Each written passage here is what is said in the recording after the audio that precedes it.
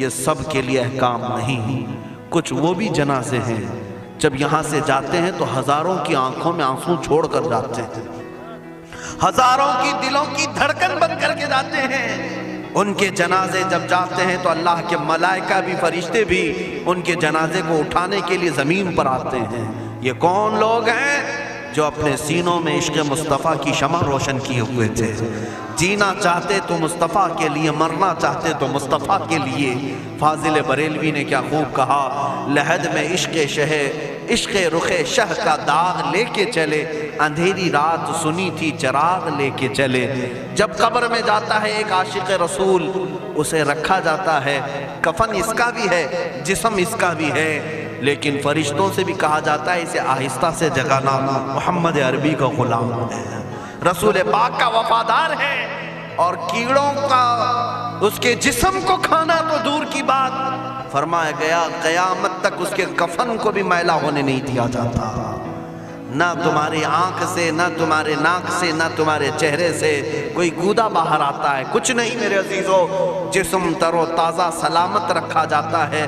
1000 سال کیا 10,000 سال گزر جائیں، حوادث زمانہ بھی آئیں، لیکن اس کی قبر میں اس کا جسم سلامت رکھا جاتا ہے۔ اب تمہارے ہاتھ میں فیصلہ ہے کون سا جسم بنانا چاہتے ہو، وہ جو کیڑوں کی غذا بن جائے، یا وہ جس پر فرشتے بھی اتر کر سلام بھیجیں۔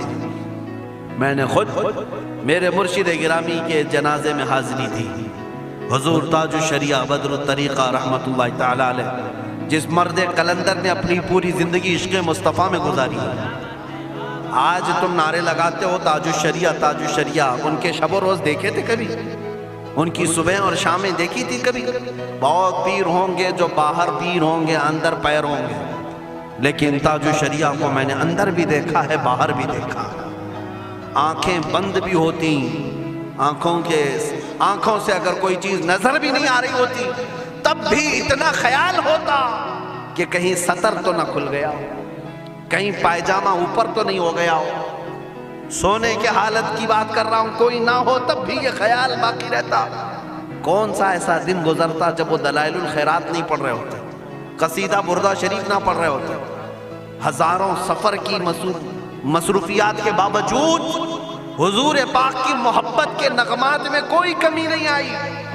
لیکن میں آج آپ کو ایک بات بتا دوں، جب انتقال ہوا وہ جمعہ کی شام تھی، اور ہمارے مردوں کو 6 گھنٹے 10 گھنٹے میں ہم کو قبرستان سپرد کرنا پڑتا ہے، 12 گھنٹے رکھ دیں تب بھی فریج منگوانا پڑ جاتا ہے، اس کے بعد قبرستان کے حوالے کر دیں۔ میرے مرشد گرامی کے انتقال کے بعد 48 گھنٹے رکھے گئے تھے، 48 گھنٹے رکھے گئے، اور اس کے بعد جنازہ پاک کو غسل دے کر لایا گیا۔ یہ فقیر قادری جنازے کی گاڑی میں شریک رہا، حضرت کے قدم پکڑ کر کے میں قبر تک رہا۔ میں آپ کو صرف اس لیے یہ بات عرض کر رہا ہوں کہ جب گاڑی جنازے کی چلتی تھی، میں نے زندگی میں بھی حضرت کے ہاتھ پکڑ کر کے ادھر ادھر چلایا۔ حضرت کے ساتھ جب جانا ہوتا تو بازوؤں کو ہم تھامے ہوتے، ہم کیا چلاتے، ہمیں وہ خود چلا رہے ہوتے، لیکن یہ ہم برکت کے لیے پکڑے ہوتے۔ جو نرم و ملائم جسم تھا، میں نے وفات کے بعد جنازے میں کھڑا ہو کر کے دیکھا، قدموں کو پکڑ کر، نہ نرمی میں کمی آئی، نہ ملائم ہونے میں کوئی کمی تھی۔ اور جب گاڑی آگے چلتی تھی،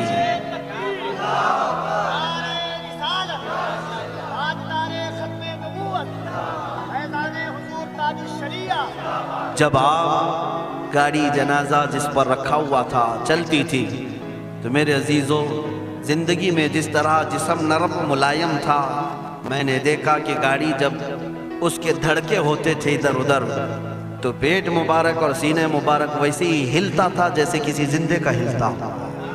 ہاتھ پر انگلی رکھے تو خون سرک جائے اور پھر اپنی جگہ پر آ جائے۔ یہ کوئی مبالغے کی بات نہیں کر رہا ہوں، یہ آنکھوں سے دیکھی ہوئی چیز ہے۔ اور قبر انور میں رکھنے کے بعد جب ان کے صاحبزادے اور داماد نکل کر کے آئے، تو تھوڑی دیر کے بعد ہم نے دیکھا کہ چہرہ خود بخود قبلے کی طرف تھا۔ ہم اپنے مردوں کو رکھواتے ہیں، لیکن اس عاشق رسول نے اپنا چہرہ پہلے سے قبلے کی طرف کر لیا۔ یہ کرامات کہیں یا زندگی کی حقیقت کہیں، حقیقی بات تو یہ ہے جو مصطفیٰ کی یاد میں جاتا ہے اس نے کیا ہی خوب کہا شاعر کہ میرے جنازے پہ رونے والوں فریب میں ہو بغور دیکھو، میرے جنازے پہ رونے والوں فریب میں ہو بغور دیکھو، مرا نہیں ہو غم نبی میں لباس ہستی بدل گیا۔ ہاں مرا نہیں ہو غم نبی میں لباس ہستی بدل گیا ہوں۔ ان عاشقوں کا حال یہی ہوتا ہے کہ یہ مر بھی جاتے ہیں، انتقال کر بھی جاتے ہیں، تو بس لباس بدلتا ہے لیکن زندگی پہلے سے اور بلند ہوتی ہے۔ عزیزان گرامی، تمہیں اسی بات پر میں لانا چاہتا ہوں، کون سی زندگی گزارنا چاہو گے؟